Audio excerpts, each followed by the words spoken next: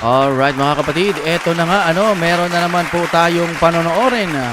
Ito'y galing po sa ating Balitang Pinoy TV. Nako, title pa lang nito talaga parang pang pinali na OMG, grabe shocking to.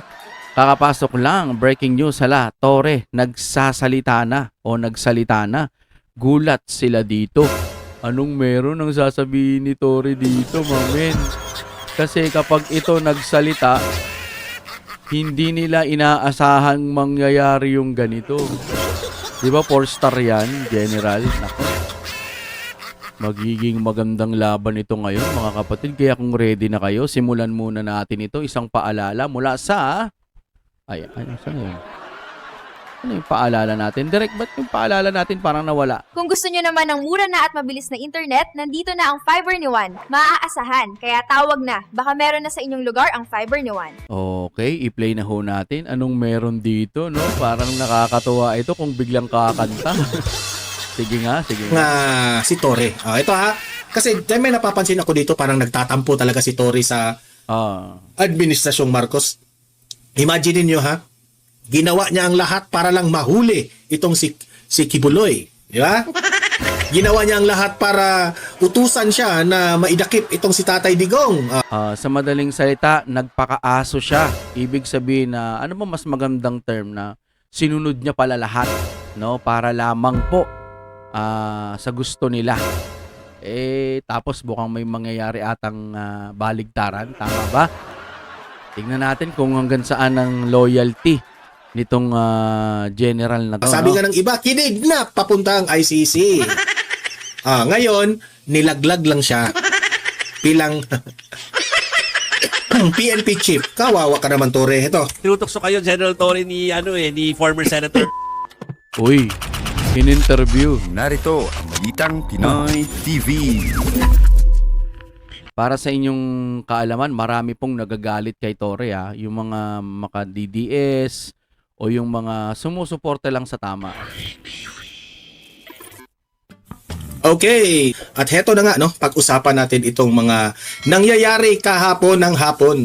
Ayan, ito yung ating i-react, Ito, si Kahapon Bongbong Marcos. Ito natatawa nga ako dito sa balita na ito Kasi po, si Bongbong Marcos raw ay busy raw siya. Ang kanilang mga pautot ngayon na mga reasoning is busy raw si Bongbong Marcos na nililinis niya ang dating mga dumi ng administrasyon.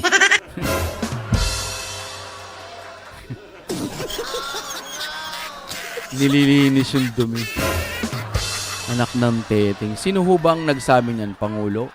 Kung ang Pangulo ang nagsabi niyan, ha. Kahuli-hulihan na nga lang, tinapos pa yung Baywalk para lang maging malinis.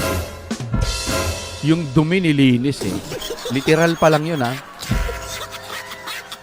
Anak ng teteng. Yung lisensya mo dati 5 taon lang. Ngayon magiging 10 taon na. Passport mo, may mga tulay ng mga magaganda. Tapos ngayon, anong lilinisin mo? Malinis yun.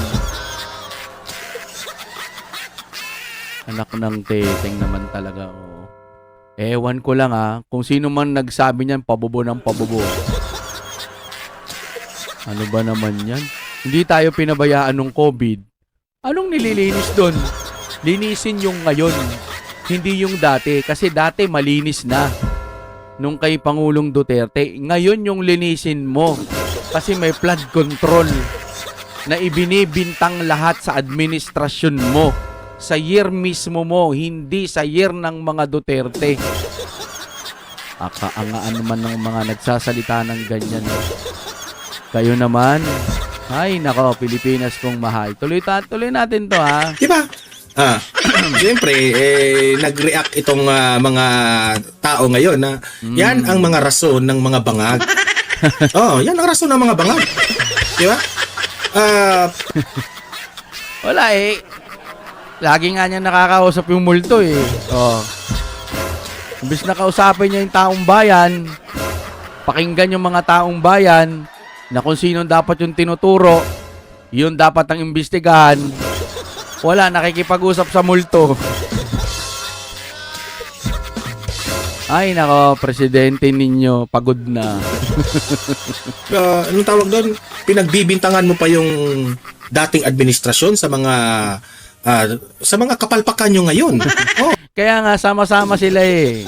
Kita nyo flood control issue sa Metro Manila, sa Luzon. Ang gustong paimbestigahan, Davao City. Ay, nako, Pilipinas. Bakit ganito ang mga namumuno, yung ibang mga kakampi, pare-pareha sila ng mga sinasabi. Kasama ng mga attack dog. Ay, grabe. Ang nakakasuka nito, kaya talaga nilang ipagtanggol, no, yung mga taga-kabila. Bulbul ang puta. Wala, yan ang gusto nila di ba? O, tuloy tayo. totoo. Di ba? Mamaya, i-elaborate natin yan idagdagan natin ang ating reaksyon dyan, ha? Uy, elaborate. Pangalawa nating pag-usapan ay re-react tayo kung kumusta na ba si Chief PNP Torre, dating Chief PNP. Torre! Alamin natin kasi may na-observe ako dito kay Torre. Parang napansin ko ay may pagtatampo siya sa Administrasyong Marcos dito. Mamaya pakita ko yan eh. At nag-react rin siya patungkol dito sa sinabi lately ni Congressman Paulo Pulong Duterte. Okay, so yun po. Mahalaga po atin po itong magawa ng reaction, okay? Pero guys, bago ang lahat, bago natin ito pag-uusapan, help me po na i-like muna ha at i-share itong video na ito para guys kakalat ito sa taong bayan. Okay, sabay-sabay nating i-like muna at i-share itong video natin Facebook at YouTube. 1 2 3 go. Okay, like and share para maraming makalam. And also guys, paki-subscribe at paki-follow ito para lagi kayong updated sa mga balita na kagaya nito. At ma-notify ang inyong mga cellphones kung meron tayong breaking news. Okay? So, kagaya nito, breaking news ito. So, sabay-sabay natin i-follow, i-subscribe, Facebook at YouTube. Ready? Follow, subscribe. 1, 2, 3, go! Ayan, thank you very much. Okay. Alright, so, ito. Jim. Unahin natin ito. Si Dane Chan ang nag-post nito, no? Kaibigan natin to eh. Sabi dito, linisin mo mukha mo. Ayan. Oo nga, Bongbong Marcos. Linisin mo muna yung mukha mo, Bongbong Marcos. Kasi ito yung pinost ito. Ito yung sabi ni Rob. So, ibig sabihin siya talaga ang nagsabi nun, nalilinisin yung mga naiwan ng Administrasyon Duterte. Anak ng titing naman, ganito na ba kalala ang presidente nating magtrabaho ngayon? Ganito na ba katalino ang presidente natin? Sira na ata rin pati puwet niyan eh. Tanong lang, no? Ano ba yan? Anong ginagawa ninyo sa dating administrasyon? Tapos na eh. Ngayon yung linisin ninyo. Okay na yun dun eh. Harapin nyo yung ngayong administrasyon nyo. Ba yan? Kaya pag pumunta kayo ng Mindanao, hindi maganda pagtrato ng mga kababayan sa inyo. Malamig eh. Kagi talagang puta. Ano ba naman pag-uutak meron nito? Malas, nagkaroon tayo ng ganitong presidente. Ano ba naman yan? Putik niyan. Nasasyak ako mga kapatid. Anong lilinisin mo sa administrasyon noon? Bugok ang puta na niyan. Di pa tayo nakakalayo ng panonood. Ito na agad yung makikita natin. Ang daming nagawa ng presidente. Sasabihin nila walang nagawa. Tapos gusto pa nila linisin. Asikasuhin mo yung administrasyon ngayon, di ba? Ano? Asikasuhin niya, di ba? Ano? Ano ba to? Comment nga kayo dyan mga kapatid. Nasa tama ba bang pag-iisip ng Pangulo? Total, totoo bang sinabi niya to? Hindi, may yung react eh. Anak ng titing. Unahin pa. Ngayon nga, nagkakamda kung ano-ano ng nangyayari dyan sa flood control. Flood control pa lang ha. DSWD pa lang yan ha. Ay, DSWD. Ano yun? DPWH pa lang yan ha. Naku nung wala itong mga to. Magtrabaho naman kayo ng maayos. Hindi puro administrasyon dati. Baka matapos na naman ito. Magde-December na naman. Wala na naman kayo nagawa. Puro Duterte na naman yung ano nyo. Tanginan nyo naman. Puta ragis kayo. Magtrabaho kayo. Maawa naman kayo sa Pilipinas nating mahal. Mga bugok ang putya. Lilinisin mo kahit sino namang tao na makakarinig nito. Pwera doon sa mga hindi normal ha. Anong lilinisin mo doon? Ang ayos-ayos ng pamamalakad. Kahit wag mo na tignan yung buong Pilipinas eh, kahit dun pa lang sa Davao City. Ang ganda-ganda ng pamamalakad ng Davao. Anak ng titing ng... Uy. Karoon tayo ng ganitong presidente sa panahon natin, anak ng titing. Wow, heavy. Tuloy tayo ha. Frances. Si BBM nag-claim na he is busy cleaning up the previous administration's mess. So meaning parang pinagbibintangan ni Bongbong Marcos na sobrang madumi raw ang mga ginagawa ng administrasyong Duterte dati. Tangina, dapat sinabi mo yan noon nung nangangampanya ka. Dapat sinabi mo noon, lilinisin natin ang maduming administrasyon ng Duterte. Iboto nyo ako. Sana ganun.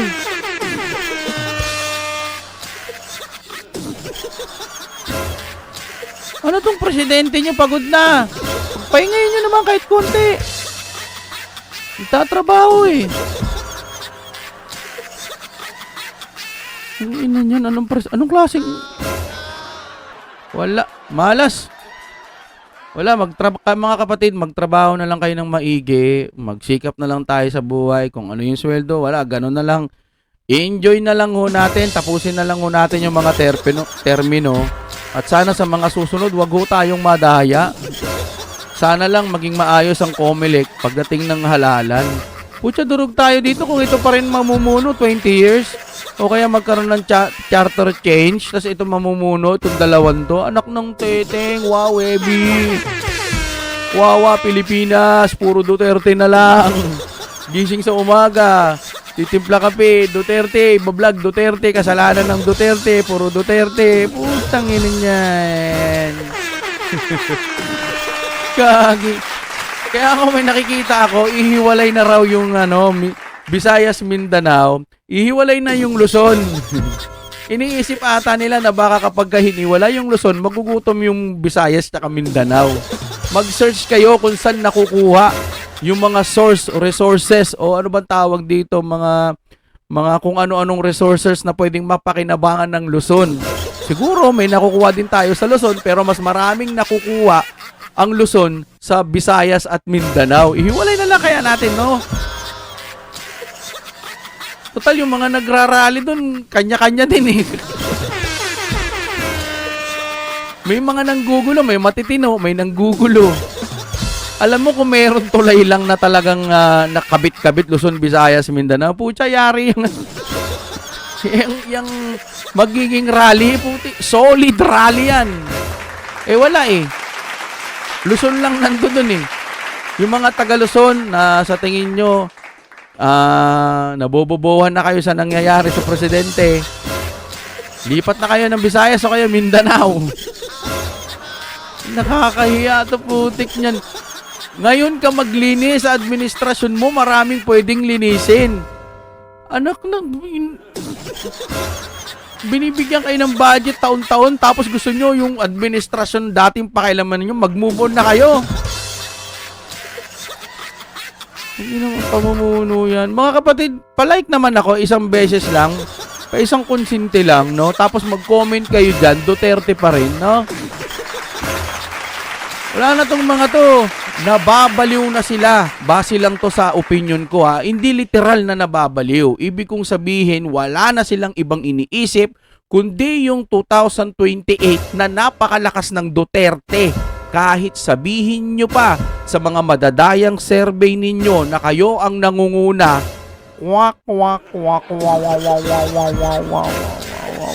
pagpunta nyo pa lang doon ng Davao, makikita mo, init ng pagtanggap sa'yo. Hindi. Naman, sir. Trabaho tayo. Hindi yung tinatrabaho nyo, Duterte. Mga walang utang kayong na loob. Nung halalan, ang titindi ninyo. Sip-sip daliri kayo sa mga paa ng mga Duterte. Ngayon nasa inyo nakapangyarihan, gusto nyo siraan ng Duterte. Lahat kayo dyan. Mahiya naman kayo. Yun ang tunay na mahiya. Dahil wala nang hiya eh. Tumatanda na lang kayong ganyan. Ay, awanan apo. Tuloy tayo, no? Okay? yan ang sabi ni Bongbong Marcos, ha? Busy raw siya dyan sa paglinis sa Wow. dumi ng dating administrasyong Duterte. Wow! Bongbong Marcos, kung nasabi mo yan, no? Tingnan mo, if i-compare natin ang administrasyon mo at administrasyon ng dating Pangulong Duterte, tingnan nyo gaano kagulo yung administrasyon mo ngayon. Diba?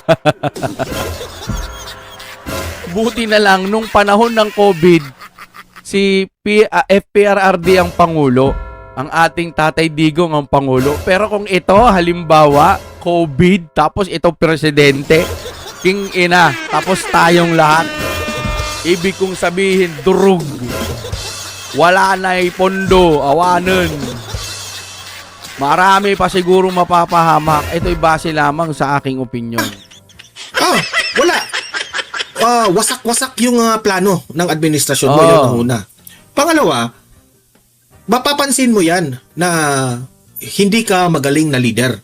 Wasak-wasak po ang plano mo kasi po kung i-observe mo, mas maraming nagaganap na rally ha? Sa panahon mo compared to the panahon ni Tatay Digong. Biruin mo, Iglesia ni Cristo, napalabas mo halos lahat. Iglesia ni Cristo, nakiusap na sa'yo, hindi mo pa rin sinunod. Tuloy pa rin yung impeachment, wala kang alam, hindi mo kayang pakialaman. Binoto ka ng buong iglesia. Anak ng teteng to. Minsan mga sir, kung may mga matitino pa dyan sa loob, minsan kalabitin nyo. Sabihin nyo, sir, tama na. Baba na. Tanginan niyan ako na. Wala. Minsan ka lang. Wala nang pangalawang buhay na mabubuhay ka ulit bilang presidente. Eto na yung pagkakataon mo sanang mabago.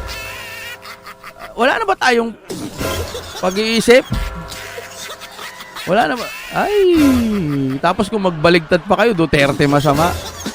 Dayain nyo sarili nyo. Alam nyo sa sarili nyo, mabuti ang pamamalakad ng Duterte. Ang problema, hindi nyo maibalita. Kasi nga, gusto nyo, mabayaran kayo. Ganun yun. Totoo naman yun. Kung hindi ka parehas ng ganung katotoo, hindi man 100%, kahit 50% totoo sinasabi ko. Tuloy tayo. Yung mga nagrarally dati kay Tatay Digong, yun yung mga makakaliwa eh. Yan? Yung mga kalaban sa gobyerno, sila yung nagrarally. Yung Makabayan Black, sila lang yun ang mga nagrarally. Pero ngayon, grabe, DDS, Dilawan, Makakaliwa, Akbayan, lahat na siguro mga estudyante, mga Gen Z, lahat nagrereklamo dito sa gobyernong ito. Pero namumukod tangi lang po yung mga kakampwet. Hindi yung dilaw na matino yung mga kakampwet na wala silang sa bagay, yung mga ibang vlogger ni BBM kumakampi na rin sa kakampwet no? Himuran sila no? Gagi ang tsaka diri. Ito mga kakampwet, ayaw nila kay BBM pero ayaw rin nilang pag-resignin. Putik niya no. King ko yan po siya. Tuloy tayo ha. Doon pa lamang mapapansin natin kung gaano po ka weak ang inyong administrasyon. 'Di ba? Meron bang matalinong di ko alam eh. Wala akong alam eh. Pag ganun ko, wala palang project dito eh. Pag ganun ko naman, pag pijal ko, wala na eh. Dati nabangga ng barko, tapos pinipilit niya meron. Tapos ngayon wala siyang makita. Tapos mag-iimbestiga, nandiyan dyan na. Wala pa rin silang nahanap. Hoy, magdi-December na, mamen. Umayos na magdi-December na, wala pa rin silang... Wala lang. Nagkukwentuhan lang siguro sila dun sa ICC. Sir naman, trabaho kayo. Tignan. Doon tayo sa isang balita, tignan natin ha. Ito maganda to kay kay ayan, dito na. Ayan. Dito tayo. Pucha, ito matindi. Kamusta na kaya to si Sir? Man, kumusta na kaya ang si Torre? Ito ha. Kasi may napapansin ako dito, parang nagtatampo talaga si Torre sa administrasyong Marcos. Imagine niyo ha. Ginawa niya ang lahat para lang mahuli itong si Kibuloy. Di ba? Ginawa niya ang lahat para utusan siya na maidakip itong si Tatay Digong. Sabi nga ng iba, kinidnap papunta ang ICC. Ngayon, nilaglag lang siya bilang PNP chief. Kawawa ka naman, Tore. Ito. Tinutokso kayo, General Torre, ni former Senator Trillanes na Eto pwede na. daw kayo mag-VP. Ano reaction niya sa kanyang pronouncement na kayo yung nasa listahan ng pinagpipilian? Beat. Maniniwala ka naman ni Trillanes. Kung naniniwala ka ni Trillanes, baka pagdating ng panahon, tatakbo ka, walang bumoto sa'yo. Wala. Talo nga si Trillanes eh. Tapos ngayon, nag-i-effort na naman siya. May nakikita siyang anomalya doon kaya ano. Yung sa mayor ata doon. Ewan ko lang kung yun na. Saka nag-i-effort, parang gusto atang umupo. Protect niyan. Di ba pag halimbawa man yung mga, halimbawa lang na yung mayor matanggal. Di ba ang pwedeng pumalit doon, vice mayor? Hindi yung natalo na tumatakbong mayor. Di ba? Baka akala niya kasi siguro, ewan ko lang, baka naman hindi. Sa akin lang, ang pwedeng pumalit doon sa mayor is vice mayor. Hindi yung mayor na tumatakbong natalo. Hindi yun ang pwedeng ipalit. Yun ang pagkakaalam ko. Kahit lugar mo, walang buboto sa'yo. It's an honor. Thank you very much for considering me. Pero parang hindi ko kakayanin dahil pagsipian. Tama yan sinabi mo. Hindi mo kaya talaga kaya. Hindi niya kaya, kahit alam niya sa sarili niyang ayaw ng mga tao sa kanya dahil sa DDS pa lang, maraming botante ang DDS, no? Kung sasabihin mong 31 million, wala. Doon pa lang durog ka na, di ba? Oh. Makukuha mo lang boto siguro mga kakampuet. Pwede yun. Sipsipan ng mga puwet, no? Yeah. Kaya lang, 85 days nga lang ako. Tanggal agad. Tanggal. So, Alam niya. Alam niya yung ginagawa niya siguro. Ay, ang daming galit sa akin. Hindi pwede. Pero noon, sabi niya, konti lang naman sila, maingay lang. Naalala niya na. Pero ngayon, aminado siya sa sarili niya, ano? baka naman pag nag-BP ako, na-impeach ka agad ako. Baka 84 days lang o 83 days lang.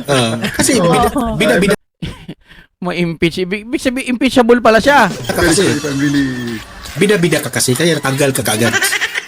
Kaya huwag ka na mangarap, ha? Tama lang yun na hindi ka sumunod sa sabi ni Trillanes. Huwag kang maniwala kay Trillanes. Uto-uto ka lang yan. Isa rin yan, ha? ready to again. Alam ko si Trillanes, wala na siya sa politiko mula noon hanggang ngayon. Wala na siyang parang kinukuha na lang yung mga opinion niya tapos pinopost or magsasalita siya. Pero di ba wala na? Kumbaga wala na siya sa eksena. Okay na yun. Wala na, parang wala nang tiwala taong bayan. Biruin mo kahit mayor natalo. So wala na talaga. Hold sensitive position. Alam nyo, well, ang totoo, hindi ako sanay sa walang ginagawa. Pero it's really a big relief. It's really, nang ma-relieve ay na-relief, may relief na dumating din. Pero, ayun na, parang Para daw may relief na wala na siyang trabaho. marami ng time, maraming oras para sa mga ibang gagawin. Mas mabuti yan. Mas marami kang time sa iyong pamilya. Ginagawa niyo, sir. Yeah. So, since Mayaman naman na yan. Laki-laki siguro nung binayad dyan, no? Bilang trabaho. Commission ba o sweldo? August Naka-leave 26. pa lang naman si Sir. Oo, Naka-leave. August 26 to October 31 natang leave ni sir eh. Yeah. For one, may mga family business na inaasikaso. So I'm trying to immerse again myself sa mga ginagawa ng pamilya. Pero sir, syempre nandyan pa rin yung question na offer about dun sa position sa government. So I wonder, may update na po ba kung ano yung tinutukoy ng Malacanang na posisyon na gusto nilang i-offer sa inyo? Naku, wala pa po. Wala pa po talaga. Kasi, well, una-una, nakalive ako. Kaya, most probably, we'll wait until matapos ang leave ko at kung ano man ang mga bagong trabaho na ibibigay. O kasi syempre, ang curious kami, General Torre, mainit kasi ngayon yung usapin tungkol dun sa anomalies ng flood control at nariyan po ang Independent Commission for Infrastructure. So I wonder, hindi po ba inalok sa inyo yung pagiging special advisor, investigator? Uy, teka muna. Filled up naman ang Yeah. ICI na and they're going full steam. Sir, ano po ang aasahan namin sa inyo sa pagbabalik po ninyo after ng leave? Maybe I will... I'm not very sure kung ano ang ibibigay sa assignment. Ang unang-una sigurong harapin ko ay napakarami ng kaso na nagpa-pile up sa akin regarding sa OJC case. Kasi Dito parang sinasabi ni Torre. Tingnan nyo ba kung paano nagbago ang aura ni Torre dito? parang naging humble yung tao, di ba? Kasi po, siguro na-realize niya, no? Sa lahat ng mga kayabangan niyang ginawa doon sa KOJC at sa dito sa paghuli kay Tatay Digong, wala rin naman siyang napapala. Parang niloloko lang siya ni BBM na ginawa siya na chief PNP pagkatapos tinanggal ka agad. So masakit yun, nakakahiya yun sa Kasi halimbawa, pinangarap mo na maging 4-star tapos PNP chief, di ba? Ang sarap nun. Tapos magulat ka, bakit ganito? Ba't saglit lang ako? Ginawa ko naman ang lahat ng makakaya ko pero wala pa rin. Sa kanyang pagkatao. Sino ba namang hindi mahihiya doon sa ginawa, di ba? Ginawa mo ang lahat, tapos yun lang, di ba? Hanggang ngayon, naghihintay ka na meron kang posisyon, pero hanggang ngayon, wala. Hanggang ngayon, wala. Di nakalib eh. Kayo naman nakalib po, nakalib. Kawawa. Ako naawa ko sa kanya na nagagalit pa rin. Kasi di ko matanggap sa ginawa nila kay Kibuloy at ni Tatay Digong. Meron namang dumating last week na kaso laban sa akin ng isang Ayun, may mga kinakaharap siyang mga kaso naman. Alam mo, ito ang mga natututunan ko kasi madalas din akong manood ng mga nagsasalita na pinag-aaralan yung mga salita ng Diyos. Mas masarap daw kumain ng tuyo na tahimik, na may katahimikan. Kahit na ito lang yung ulam mo o hindi masyadong masarap, walang masyadong sustansya, ipagdasal mo lang sa Diyos na, Lord, sana salamat po. Salamat sa biyaya, sa pagkain. Kasi maitatawid mo yung gutom mo sa isang meal o tanghalian, gabi siguro, ganyan. At least hindi ka masisiro sa isang araw, makakakain ka, no? Tahimik buhay mo. Matutulog ka sa barong-barong or ano bang tawag doon, mga kubo, no? Wala kang utang. Kaya mong buhayin ang sarili mo, wala kang utang, walang may galit sa'yo. Nabubuhay ka lang o kung may pamilya ka, kain, tulog, trabaho, kahit isang tuka, at least tahimik ang buhay mo. Walang nagdidemanda, walang mga kaso, walang nang babash sa'yo, walang social media. Mga anak mo pumapasok, trabaho, school, tapos maayos kahit hindi ganun kasarapan ng ulam. Basta walang utang ng mga malalaki o kaya ikaw ay walang kaaway. Di ba ang sarap mamuhay ng ganun? Yung iba, bilyonaryo, pero nakakatakot ang buhay nila. Paglabas pa lang nila, hindi nila alam kung kakaliwa o kakanan sila kasi nga maraming mga taong naghahanap sa kanila. Minsan napipicturan na ipopost sa Facebook. Kahit gaano ka kayaman, kung ikaw naman maingay yung puso mo, nag-aalala ka, kumbaga hindi tahimik dahil sa mga nangyayari sa paligid, sa mga kondisyones na kinuha mo, na kinompromiso, ano bang tawag doon? Na kinondisyon, ano bang tawag doon? Sige, gagawin ko to, pero kailangan maging ano ako mga ganun ba? Masarap pa rin mamuhay ng tahimik. Kita nyo ang ating Pangulong Duterte. After niya, napakasimple lang po ng bahay. Di ba? Ang nabibilib lang ako kay Tatay Digong kasi kahit tapos na siya, hindi naman sa umiepal siya, no? Sinasabi niya lang yung problema ng bansa. Dapat pinapakinggan yun eh. Pero para sa akin si Tatay Digong, dapat hindi na lang siya nagsalita, ano? Mamuhay na lang siya ng maayos. Pero para sa bayan, kaya niya ginawang nagsasalita siya kasi may nakikita siyang mali. Kung tutuusin, dapat nga talagang wala na siyang pakialam eh. Kasama na lang niya yung mga apo, anak, mabubuhay ng normal. Ganun na lang sana. Kaso kinailangan niyang magsalita para sa bansa. Huwag natin sayangin yung ginawa ng ating Tatay Digong. Ngayon, nasa dahig siya. Mga kapatid, mag-ano tayo, mag-isip. Ang haba ng paliwanag ko. Basta okay na yun, no? Siguro hanggang dito na lamang. Maraming salamat sa inyong panonood. Yung pag-share nyo pa lang po, sobrang saya nun. Kasi nga po nare-recommend tayo ni YouTube sa iba. Importante po yun, kailangan natin yun. Kasi nga kung tayo'y nagsasalita, at pare-pares tayo ng puso, pare-pares tayo ng pagkakaunawa. I-share ho natin to. Doon sa mga naghahanap naman ng katarungan sa kanilang mga puso't isip na sino ba talagang tama, sino ba talagang mali. Maaari po kayong laging manood sa akin. Buksan nyo pa rin ang isip nyo doon sa mga taga-kabila. Tapos tignan nyo kung sino talagang tama, magtimbang kayo. Palawakin nyo ho ang inyong pag-unawa. Yun lamang ang aking masasabi. At maraming salamat po sa inyong panonood. Oh my God, we're back again.